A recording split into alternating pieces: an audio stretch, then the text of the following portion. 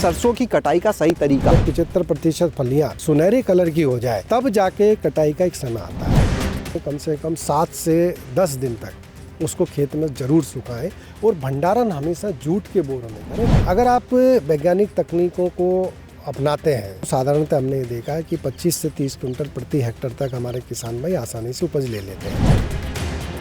सरसों की खेती में जितना महत्वपूर्ण उसके लिए वैरायटी का चयन है, जितना महत्वपूर्ण खाद का प्रबंधन है, उतना ही महत्वपूर्ण उसकी कटाई यानी उसकी हार्वेस्टिंग का तरीका भी हो जाता है। क्योंकि अगर आपने फसल की कटाई सही तरीके से नहीं की, सही तकनीक से नहीं की, तो आपको फसल का जो उत्पादन है वो लगभग 20 से 25% तक भी कम मिल सकता है। तो आज हम आपको इसकी फसल की कटाई का सही तरीका, सही तकनीक बताने वाले हैं। हम पहुंचे हैं भरतपुर में स्थित भारतीय सरसों अनुसंधान संस्थान में और हमारे साथ में इस समय संस्थान के प्रधान वैज्ञानिक डॉक्टर अशोक शर्मा जी हैं, जो हमें आज सरसों की कटाई का सही तरीका और उसका जो पोस्ट हार्वेस्ट मैनेजमेंट की बात है, यानी कटाई के बाद उसे रखना कैसे है, भंडारण कैसे करना है, वो बताने वाले हैं। डॉक्टर साहब, बहुत बहुत स्वागत आज आपका हमारे साथ गाँव जंक्शन में। धन्यवाद सर। किसान भाइयों नमस्कार। तो डॉक्टर साहब ये बताएं कि कटाई जो है कितनी, उसका तरीका, उसकी तकनीक कितनी महत्वपूर्ण हो जाती है, इससे उत्पादन पर, आगे तेल के उत्पादन पर कितना फर्क आता है? अगर आपने सही तरीके से कटाई नहीं की, भंडारण नहीं किया, तो आपकी उपज में भी कम से कम 10, 15, 20% तक नुकसान हो सकता है। कटाई का समय कई चीज़ों पर निर्भर करता है कि आपने बुआई कब की है, आपने कौन सी किस्मों का चयन किया, क्योंकि कुछ किस्में जल्दी पकने वाली होती है, कुछ किस्में जो पूरा समय लेती है। साधारणतः जो किस्में हैं हमारे उत्तर भारत के अंदर जो सिंचित अवस्था में या राजस्थान, उत्तर प्रदेश, मध्य प्रदेश, हरियाणा में बोई जाती है, वो करीब 135 से 145 दिन लेती है। और जो नॉर्थ ईस्ट के रीजन है जहाँ पे कम अवधि की किस्में होती है और तोरिया की किस्में बोई जाती है, तो वहाँ पे तोरिया 90 दिन में पक जाती है और जो कम अवधि की फसलें होती है वो करीब आपके 110 से 120 दिन में पक जाती है। तो एक तो इस फैक्टर को ध्यान में रखें। दूसरा क्या है, तापमान के ऊपर भी निर्भर करता है कि अगर तापमान सही है, तापमान में बहुत जल्दी अगर मान लो बढ़ जाता है तो कई बार फोर्स मैच्योरिटी भी हो जाती है। लेकिन अगर हम साधारणतः देखें तो अक्टूबर के 20 से 15 अक्टूबर तक बुआई जिन किस्मों की और फसल की हो जाती है, वो करीब 15 फरवरी के बाद से कटाई का समय उसका आने लग जाता है। एक आँख से आप आकलन कर लें कि करीब जब 75% फलियाँ सुनहरे कलर की हो जाए तब जाके कटाई का एक समय आता है। और ये उसको पहचान करने का एक तरीका ये भी होता है कि जैसे आप उसका दाना है उस समय हाथ में लेके देखें और 2 अंगुलियों के बीच में दबाएं। अगर वो आपको कठोर मालूम होता है, जब उसको तोड़ें तो 2 टुकड़ों में अगर कट जाता है, तब वो एक कम मानते हैं कि कटाई का सही समय पर है। अब इसके बाद अगर आप खेत में फसल रखते हैं तो ना तो उससे तेल में उपज, तेल की प्रतिशत की बढ़ोतरी होगी, ना ही उपज में कोई बढ़ोतरी होगी। बहुत हरी काटने पर भी नुकसान होता है, क्योंकि उससे आपका दाना सिकुड़ा हुआ मिलेगा, उसमें तेल अंश भी पर्याप्त मात्रा में नहीं होगा।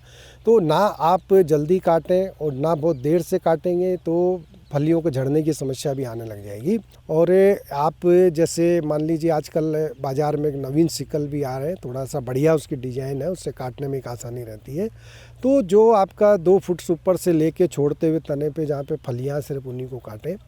और एक बात ये ध्यान रखें, जब काटते जाए तो उनको फूलों के अंदर है उनको थोड़ा सा सूखने के लिए फैला दें, थोड़ा थोड़ा ढेर सा लगाते रहेंगे। और ये ध्यान रखें कम से कम 7 से 10 दिन तक उसको खेत में ज़रूर सुखाएं, क्योंकि जो नमी रहती है आपने 35 से 40% पे काटी है, तो वो जब उसको धूप मिलेगी तो उसमें नमी की कम हो जाएगी। अब उसके बाद में इनको 8-10 दिन बाद एक जगह इकट्ठा कर लें और फिर थ्रेसिंग। आजकल सब बाज़ार में आपको पता है कि बहुत अच्छे थ्रेसर भी आ रहे हैं जिससे कम नुकसान होता है। और जब 20% के करीब जब इसमें नमी रह जाती है आपके धूप के सुखाने के बाद में, जब वो थ्रेसिंग का टाइम सही होता है, आप थ्रेसर से उसकी थ्रेसिंग करें।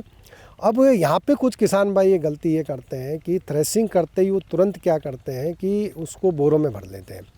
और आजकल ये भी देखा आपने कुछ किसान भाइयों की कि प्लास्टिक के बोरे में भर लेते हैं, तो ये गलती ना करें, क्योंकि थ्रेसिंग करते समय क्या होता है उसमें करीब 20%, 18% तक नमी रहती है। अगर आप उसको भर लेंगे तो बीज जल्दी ख़राब हो जाएगा, उसमें फफूंद भी लगेगी और उसमें आपका नुकसान भी होगा। तो थ्रेसिंग के बाद भी उसको करीब 7 से 10 दिन तक दाने को अच्छी तरह से सुखाएं और भंडारण हमेशा जूट के बोरों में करें। सर हार्वेस्टिंग के लिए मैनुअल विधि भी होती है, मशीनों का भी इस्तेमाल किया जाता है, तो इनमें क्या इनके ऊपर भी निर्भर करता है कि हम कितना पहले से काट सकते हैं या बाद में काट सकते हैं? जो कम्बाइंड हार्वेस्टर भी मार्केट के अंदर उपलब्ध है जिससे आप सरसों की कटाई कर सकते हैं, उसमें क्या होता है कि कटाई के साथ साथ डायरेक्ट थ्रेसिंग भी हो जाती है। तो आप ये ध्यान रखें कि कम से कम उसके अंदर और नमी कम होनी चाहिए, तो वो 8-10 दिन देरी से करेंगे तो आपको उसके अंदर है जो कम्बाइंड हार्वेस्टर से फ़ायदा होगा। भंडारण को लेकर और कोई भी सुझाव, कोई टिप्स देना चाहेंगे आप? नहीं, बस भंडारण के लिए मैं किसान भाइयों से यही आग्रह करना चाहूँगा कि जब आपको वास्तव में भंडारण करना हो तो भंडारण बिल्कुल साफ़ सुथरा होना चाहिए। जो भी आपका कमरा है कोई उसके अंदर लीकेज नहीं होना चाहिए, कोई नमी नहीं होनी चाहिए, और कोई भी आप ये ध्यान रखें छेद वेद हो, कोई चूहे आते हैं उस तरीके से आते हैं, और उसमें फ्यूमिगेशन भी कर लें अगर आपको लंबे समय तक करना है तो। अन्यथा नहीं तो हमने ये देखा है कि साधारणतः किसान भाई जब आपकी थ्रेसिंग कर लेते हैं तो उसको अच्छी तरह से सुखा के और 2-3 महीने के अंदर ही आप जब अगर मंडी में बेचने का उद्देश्य रखते हैं तो फिर आपको बहुत ज़्यादा भंडारण के लिए चिंतित होने की आवश्यकता नहीं रहती है। 1 एकड़ से सर अगर हम उत्पादन की बात करें तो लगभग कितना सरसों उत्पादन हो जाता है? और अगर सही तकनीक का इस्तेमाल नहीं किया जो आप अभी बता रहे हैं, तो जो आपने परसेंटेज में बताया, कितना नुकसान हो सकता है? अगर आप वैज्ञानिक तकनीकों को अपनाते हैं, जो भी हमारी रिकमेंडेशंस है, और समय पर बुआई करते हैं तो साधारणतः हमने ये देखा है कि 25 से 30 क्विंटल प्रति हेक्टेयर तक हमारे किसान भाई आसानी से उपज ले लेते हैं। लेकिन अब अगर आपका कोई भी एक फैक्टर कम होता है तो अलग अलग फैक्टर भी उसमें आपका यील्ड में नुकसान करते हैं। आपने फर्टिलाइज़र मैनेजमेंट सही नहीं किया, मान लीजिए उसको भोजन ही सही नहीं मिला तो उससे आपकी फसल को नुकसान होगा। और अगर आपने मान लीजिए रोग एवं कीटों को समय पर नहीं पहचाना, उसको आपने प्रबंधन सही नहीं किया तो आपका उससे भी नुकसान होगा। तो आप सब वैज्ञानिक तकनीकों को अच्छी तरह से समझें।